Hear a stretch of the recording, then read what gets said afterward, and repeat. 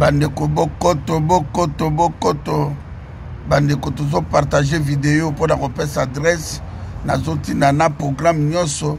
oyo ezali pona matanga ya mama na biso Vero o naza ko benga la mère de la nation maman ya boti 100 millions de Congolais. Bandeko mama bakokunda mama na biso Vero bakokunda le 7 avril na cimetière ya métropole ekozala na cinquantenaire na Oboyebi na l'hôpital à cinquantenaire à partir du 7 avril na 9h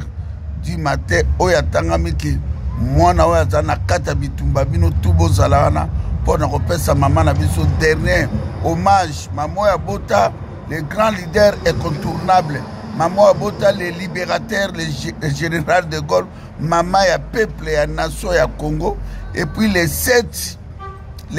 avril awa na 14h na Bruxelles na Icre na avenue du Frère nazo partager vidéo yo na adresse toté na 14h bandeko tout boza na Belgique na France na Allemagne na Luxembourg Hollande biso tout le 7 avril na 14h na Bruxelles na Icre soko leki ambassade ya Russie pembeni ya Deleuze Boya ebele topé son air na maman Vero.